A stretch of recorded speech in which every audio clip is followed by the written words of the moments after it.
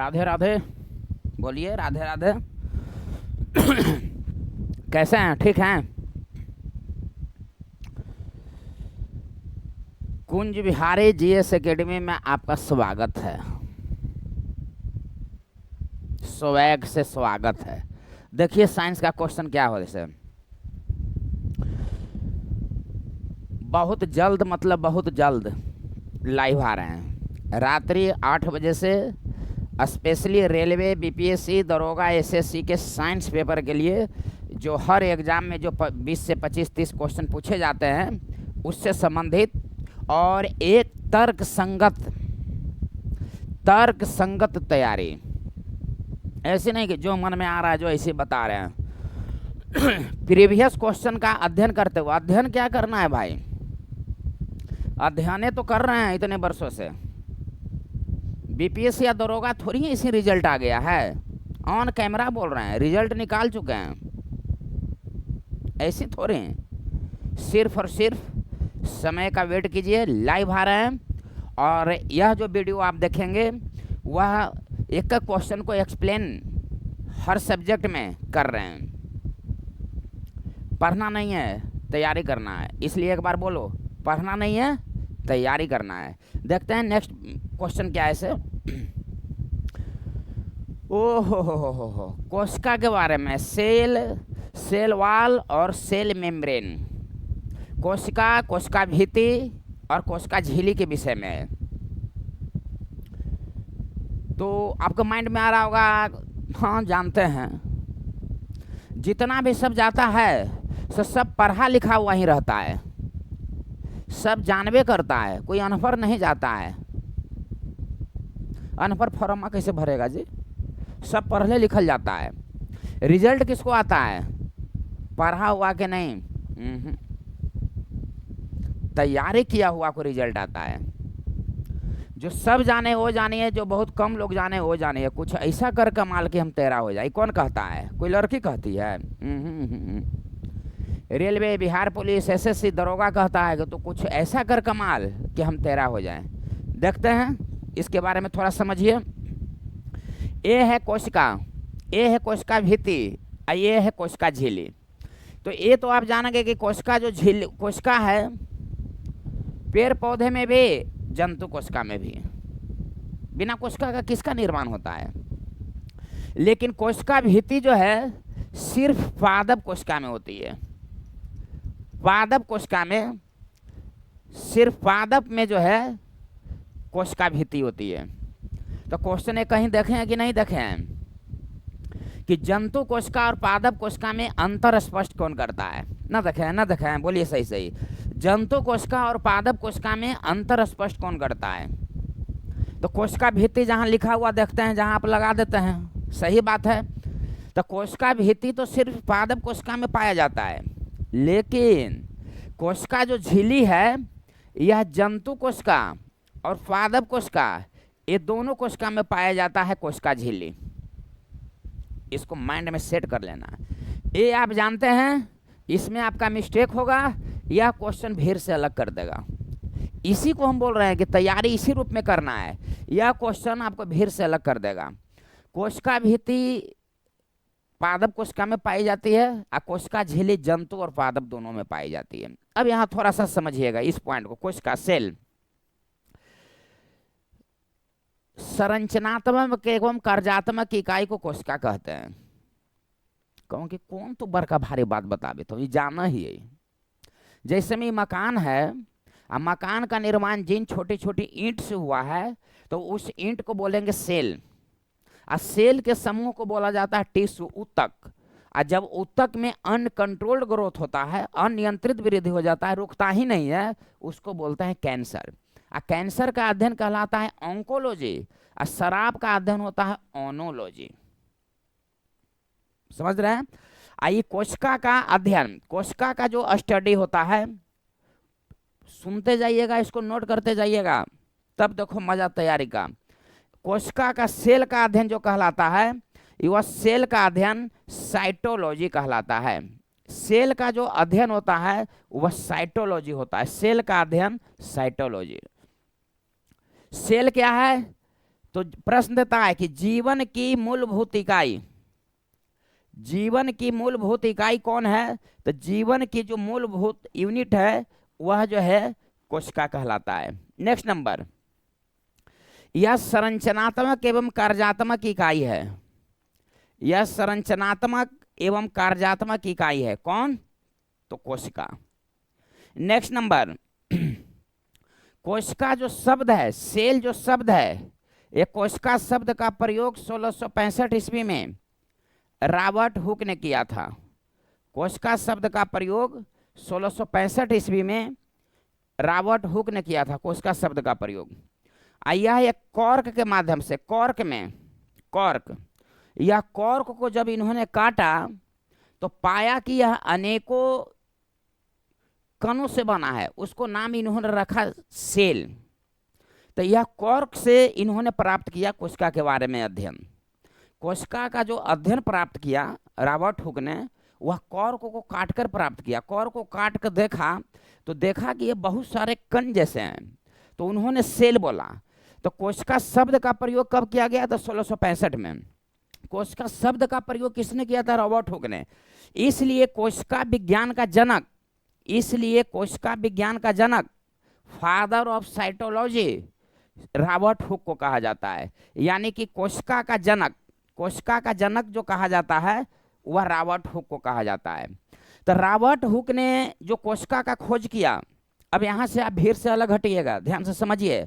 Robert Hooke ने जो कोशिका का खोज किया, इन्होंने जो कोशिका का खोज किया रॉबर्ट हुक ने, यह निर्जीव कोशिका में, कॉर्क निर्जीव है ना है जी, कॉर्क की प्राप्ति किससे होती है जी? तो ओक से, ओक, ओक नामक वृक्ष से कॉर्क की प्राप्ति होती है।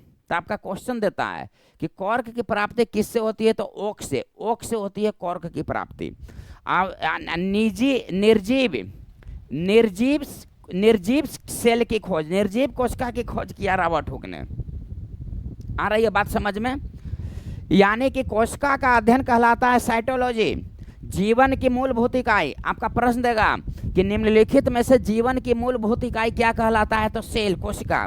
अगला प्रश्न देगा कि कोशिका शब्द का प्रयोग किसने किया? तो 1665 में रॉबर्ट हुक ने कॉर्क को काट कर उन्होंने प्राप्त किया। और कॉर्क की प्राप्ति होती है ओक नामक वृक्ष से। और जो इसलिए कोशिका विज्ञान का जनक कहा जाता है रॉबर्ट हुक को। और लेकिन रॉबर्ट हुक ने जो कोशिका की खोज किया वह निर्जीव कोशिका की खोज किया, नॉन लिविंग सेल। निर्जीव कोशिका को अंग्रेजी में बोलते नॉन लिविंग सेल। तो निर्जीव कोशिका की खोज किया रॉबर्ट हुक ने। लेकिन सजीव कोशिका की खोज, लेकिन सजीव कोशिका की खोज लीवेनहॉक ने किया। सजीव कोशिका की खोज, सजीव कोशिका की खोज लीवेनहॉक ने किया। इसलिए लीवेनहॉक को, अब बैक्टीरिया के भी खोज लीवेनहॉक ने किया। जीवाणु, सजीव कोशिका की खोज लीवेनहॉक ने किया, सजीव कोशिका का खोज लीवेनहॉक ने किया। और जीवाणु का भी खोज लीवेनहॉक ने किया 1676 ईस्वी में। इसलिए जीवाणु विज्ञान का जनक, इसलिए जीवाणु विज्ञान का जनक, इसलिए जीवाणु विज्ञान का जनक, जीवाणु विज्ञान का जनक कहा जाता है लीवेनहॉक को। कोशिका विज्ञान का जनक कहा जाता है रॉबर्ट हुक को, क्योंकि रॉबर्ट हुक ने ही सबसे पहले कोशिका की खोज की 1665 में, या कोशिका शब्द का उन्होंने प्रयोग किया था रॉबर्ट हुक। कोशिका का खोज किया था रॉबर्ट हुक, कोशिका शब्द का प्रयोग किया 1665 में रॉबर्ट हुक, लेकिन उन्होंने निर्जीव कोशिका में खोज की थी। और लीवेनहॉक ने एक तालाब में खोज किया था, लीवेनहॉक ने एक तालाब में खोज किया था कोशिका का, जीवित कोशिका का, सजीव कोशिका का इन्होंने खोज किया। तो नोट बनाकर आप लिखेंगे डैश देकर कि निर्जीव कोशिका की खोज किया रॉबर्ट हुक ने। सॉरी भाई, थोड़ा मन जो है गड़बड़ाल है। निर्जीव कोशिका की खोज किया रॉबर्ट हुक ने, लेकिन सजीव कोशिका की खोज किया लीवेनहॉक ने। इसको आप नोट कर लेंगे कॉपी में। कोशिका का अध्ययन साइटोलॉजी कहलाता है, लेकिन जीवाणु का अध्ययन बैक्टीरियोलॉजी कहलाता है। कोशिका विज्ञान का जनक रॉबर्ट हुक, लेकिन जीवाणु विज्ञान का जनक लीवेनहॉक। जीवाणु विज्ञान का जनक लीवेनहॉक को क्यों कहा जाता है? क्योंकि जीवाणु की खोज और सजीव कोशिका की खोज, ये दोनों की खोज लीवेनहॉक ने ही किया था। आइए बात समझ में। अब यहाँ पर देखिए क्वेश्चन आपका क्या पूछता है से, यहाँ जो है देखिए क्वेश्चन क्या देता है इसे। इतना तो आप जान गए, अब देखिए नेक्स्ट नंबर क्वेश्चन क्या देता है ऐसे। ये जो कोशिका का जो आकार है, ये जो कोशिका का आकार है, यहाँ ध्यान दीजिएगा, ये कोशिका का जो आकार है, यह कोशिका का आकार माइक्रोमीटर से मापी जाती है। माइक्रोमीटर से मापी जाती है कोशिका का आकार। एकदम सेट कर लीजिएगा, फिर से डायरेक्ट फिनिश अलग। यानी कि कोशिका का आकार किससे मापी जाती है? तो कोशिका का आकार जो मापी जाती है यह माइक्रोमीटर से कोशिका का आकार मापी जाती है। नेक्स्ट नंबर जो है देखिएगा, अब आपका क्वेश्चन जो है देता है कि सबसे बड़ी कोशिका। अब आपका क्वेश्चन है कि सबसे बड़ी सेल, सबसे बड़ी कोशिका। और फिर इसके बाद क्वेश्चन है कि सबसे छोटी कोशिका, सबसे छोटी कोशिका। तो एक बात हो गई। दूसरी बात है कि मानव शरीर की सबसे बड़ी कोशिका, मानव शरीर की बड़ी सेल, मानव शरीर की सबसे बड़ी सेल। और नेक्स्ट नंबर है कि मानव शरीर की सबसे छोटी सेल, मानव शरीर की छोटी सेल। बात को समझ रहे हैं? कोशिका का आकार किससे मापा जाता है? तो माइक्रोमीटर। कोशिका का अध्ययन साइटोलॉजी, समझ रहे हैं? निर्जीव कोशिका की खोज किसने किया था? Robert Hooke. सजीव कोशिका की खोज किसने किया? तो लीवेनहॉक। और जीवाणु की भी खोज किसने किया था? लीवेनहॉक 1676 में।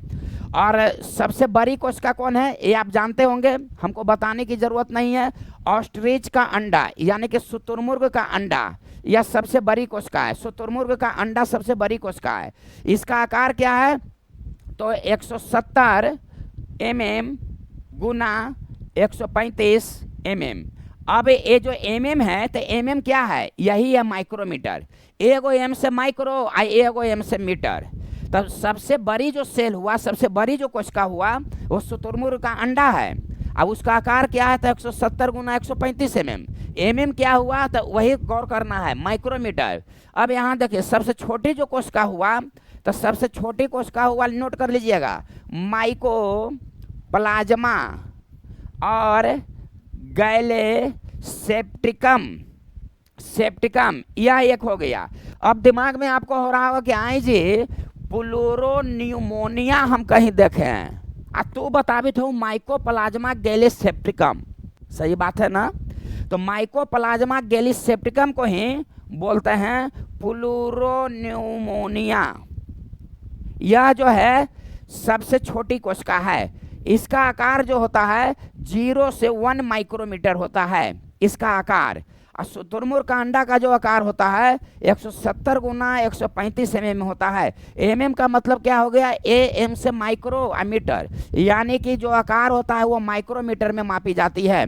सबसे बड़ी सेल शुतुरमुर्ग का अंडा, सबसे छोटी सेल माइकोप्लाज्मा गैलेसेप्टिकम। अब माइकोप्लाज्मा गैलेसेप्टिकम विकल्प में नहीं मिलेगा, तो प्लूरोन्यूमोनिया, यानी कि माइकोप्लाज्मा का ही नाम है प्लूरोन्यूमोनिया, जो सबसे छोटी सेल है। तो लेकिन शुतुरमुर्ग का अंडा दिमाग में रखो।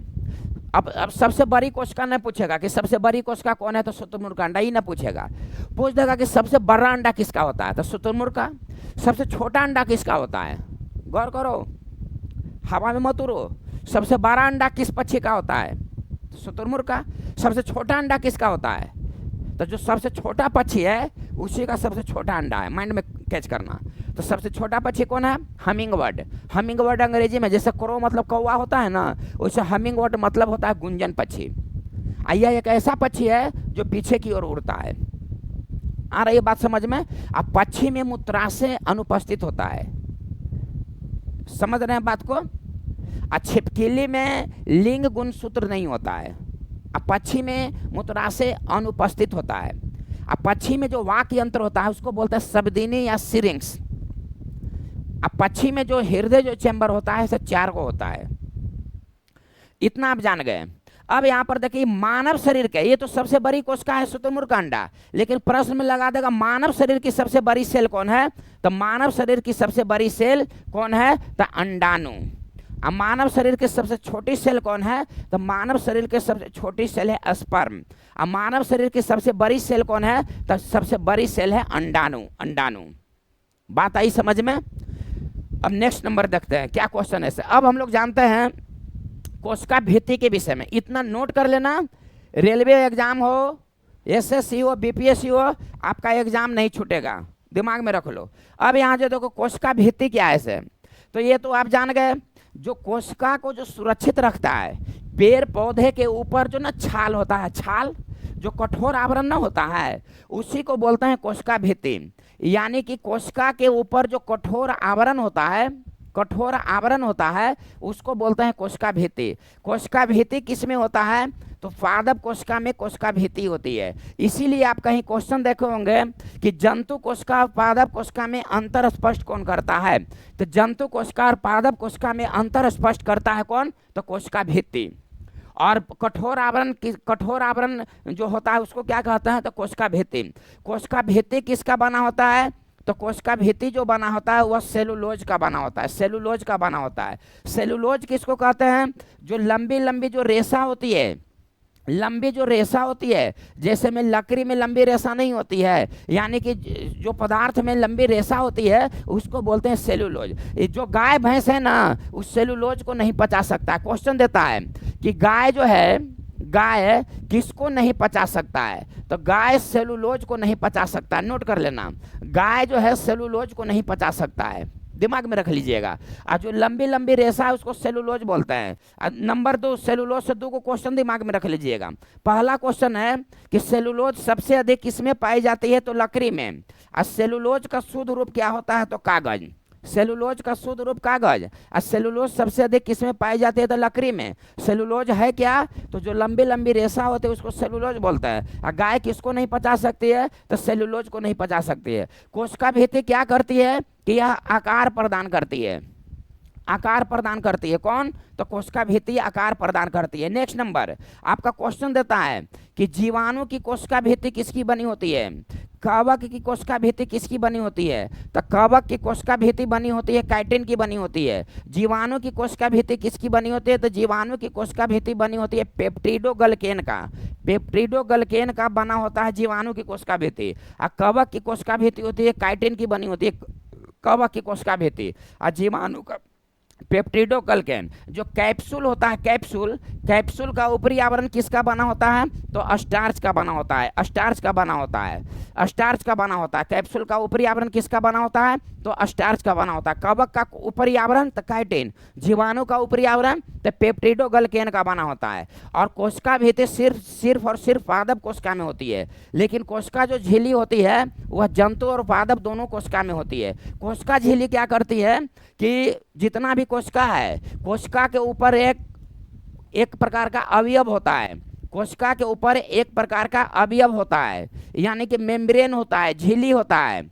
और इसका क्या काम होता है कि कोशिका के अंदर से, कोशिका के अंदर से, कोशिका के अंदर से जो बाहर पदार्थ जा रहा है या बाहर से जो अंदर आ रहा है उसको निर्धारण करने का कार्य, उसको निर्धारण करने का कार्य यह कोशिका झिल्ली करती है। कोशिका झिल्ली किस प्रकार का झिल्ली होती है, तो कोशिका झिल्ली होती है अर्धपारगम्य झिल्ली। यह क्वेश्चन आपको पूछा हुआ है कि कोशिका झिल्ली किस प्रकार का झिल्ली है, तो अर्धपारगम्य झिल्ली। अर्धपारगम्य का मतलब क्या हो गया, जैसे में चछन्नी देखे हैं, चछन्नी देखे हैं, धोती देखे हैं, धोती ऐसे देखते हैं तो आधा दिखाई पड़ता है आधा नहीं, तो यह अर्धपारगम्य झिल्ली होती है। कोशिका भित्ति पादप कोशिका में होती है, लेकिन कोशिका झिल्ली जंतु और पादप को दोनों कोशिकाएं में होती है। कोशिका के ऊपर एक प्रकार का अवयव होता है, उसको कोशिका झिल्ली कहा जाता है। कोशिका के अंदर से बाहर जो पदार्थ जाता है या बाहर से अंदर जो पदार्थ आता है उसका निर्धारण करने का कार्य करता है कोशिका झिल्ली। आइए बात समझ में। कोशिका झिल्ली किस प्रकार का झिल्ली है, तो अर्धपरागम्य, पूर्ण रूप से झिल्लीदार नहीं है, अर्धपरागम्य झिल्ली है। अब यहाँ ध्यान से समझिएगा कि यह बना होता है किसका, तो यह लिपिड और प्रोटीन का बना होता है। विकल्प में आपको दोनों मिलेगा, एक विकल्प में मिलेगा प्रोटीन और बी में मिलेगा लिपिड, तो मार देना सी, यानी कि इनमें से दोनों। यानी कि कोशिका झिल्ली लिपिड और प्रोटीन का बना होता है। उसका नाम क्या है, तो फास्फोलिपिड। उसका क्या नाम है, तो फास्फोलिपिड। यानी कि कोशिका झिल्ली प्रोटीन और लिपिड दोनों का बना होता है, उसका नाम है फास्फोलिपिड। और कोशिका झिल्ली किस प्रकार का झिल्ली है, तो अर्धपरागम्य झिल्ली है। समझ रहे हैं बात को, समझ रहे हैं बात को। कोशिका झिल्ली के अंदर एक प्रकार का द्रव होता है, लसलसा एक प्रकार का द्रव होता है जिसका नाम है जीव द्रव। जीव द्रव। तो आपका प्रश्न जो है पूछता है कि निम्नलिखित में से जीव द्रव कहाँ स्थित होती है, तो जीव द्रव स्थित होती है कोशिका झिल्ली में। कोशिका झिल्ली में एक लसलसे पदार्थ का एक द्रव होता है, तरल पदार्थ होता है, उसको बोला जाता है जीव द्रव। जीव द्रव की खोज पुरनकिंजे ने किया था, कोशिका सिद्धांत स्लाइडन और स्वान ने दिया था। आ रहा है ये बात समझ में। कोशिका विभाजन किसने किया था, बिरचाऊ ने। कोशिका की खोज किया रॉबर्ट हुक ने। कोशिका सिद्धांत दिया स्लाइडन और स्वान ने। कोशिका जीव द्रव का पुरनकिंजे ने। कोशिका विभाजन जो है बिरचाऊ नामक वैज्ञानिक ने सेल डिवीजन किया। तो ये आपका हुआ कोशिका झिल्ली जंतु और पादप दोनों में। यह एक प्रकार का अवयव है जो चारों तरफ से कोशिका के चारों तरफ से घेरे हुई रहती है। इसका कार्य क्या है, तो कोशिका के अंदर से जो बाहर जाता है, बाहर से जो अंदर आता है पदार्थ, उसको यह निर्धारण करता है। किस प्रकार का झिल्ली है, तो अर्धपरागमय झिल्ली है। इसका निर्माण किससे होती है, तो लिपिड और प्रोटीन से होती है। यह बना किससे होता है, तो फास्फोलिपिड। इसको दिमाग में रखिएगा, फास्फोलिपिड से बना होता है। फ वाला एक और क्वेश्चन दिमाग में आ गया जी। क्या क्वेश्चन दिमाग में आ गया, फ वाला से जो है देखिए, फ वाला यह जो है दिमाग में आ गया कि एक होता है फाइकोसाइनिन। कने लिख बजे मेटार दे एक लिख लिया, फाइकोसाइनिन। एक होता है फाइकोसाइनिन। फाइकोसाइनिन, ये फाइकोसाइनिन है क्या, तो फाइकोसाइनिन एक वर्णक है, पिगमेंट। ये वर्णक पिगमेंट किसको बोलते हैं, जैसे में होली आएगा तो होली में एक बाल्टी पानी लिए, ओकरा में थोड़ा सा रंग डाल दिए, पूरा बाल्टी का पानी जो एकदम लाल हो गया, डेट इज कॉल्ड पिगमेंट, वह पिगमेंट हुआ। ठीक उसी प्रकार से जैसे में हम लोग के शरीर काला है किसके कारण, मेलानिन की अधिकता के कारण। तो मेलानिन क्या हो गया, पिगमेंट हो गया। कमी है मेलानिन की कमी के कारण तो गोरा होता है, और जहाँ पर मेलानिन के जमा हो जाएगा वहाँ पर तिल का निर्माण होता है। समझ रहे हैं ना बात को। टमाटर का रंग लाल, लाइकोपिन। तो लाइकोपिन क्या है, तो वर्णक है, समझिए कि वो रंग है। चुकंदर का रंग लाल विटामिन के कारण, तो विटामिन क्या है, तो एक रंग है। समझ रहे हैं बात को। गाजर का रंग कैरोटीन के कारण। गाय का दूध पीला, कैरोटीन। भैंस का दूध उजला, केसिन। गाय के दूध में कौन सा प्रोटीन पाया जाता है, तो केसिन। गाय में दूध में कौन सा एंजाइम पाया जाता है, तो रेनिन। लेकिन दूध को पचाने वाला एंजाइम भी कौन है, तो रेनिन। प्रोटीन को कौन एंजाइम पचाता है, तो ट्रिप्सिन। कार्बोहाइड्रेट को एमाइलेज, वसा को लाइपेज। कितना जानिएगा, कुंज बिहारी वाले हैं, खाली नोट बनाते रहो, कभी वीडियो मिस मत करना, इसको देखते रहना, कंप्लीट हो जाएगा। तो फाइकोसाइनिन क्या है, तो फाइकोसाइनिन ठीक उसी प्रकार से एक वर्णक है जो पेड़ पौधे में पाई जाती है। जैसे में पेड़ पौधे में एक वर्णक हुआ क्लोरोफिल, हरित लवक, क्लोरोप्लास्ट। क्या करता है, हरा रंग प्रदान करती है। क्लोरोफिल में क्या पाई जाती है, मैग्नीशियम। हीमोग्लोबिन में क्या पाई जाती है, लोहा। उसी तरह से ये जो पेड़ पौधे होते हैं, वनस्पति होते हैं, या पेड़ पौधे में फाइकोसाइनिन नामक वर्णक पाई जाती है। ठीक है, पाई जाती है। तो आप पूछे क्या है गुरु जी, फाइकोसाइनिन नामक पाई जाती है वर्णक वनस्पति में, पेड़ पौधे में, तो आखिर इसका कमवा का होता है। मेलानिन तो जान गए, लाइकोपिन जान गए, कैरोटीन जान गए, रेनिन, केसिन सब जान गए। इसका क्लोरोफिल जान गए, हीमोग्लोबिन जान गए। इसका क्या मतलब होता है, तो जो परावैंगनी किरणें होती है ना, परावैंगनी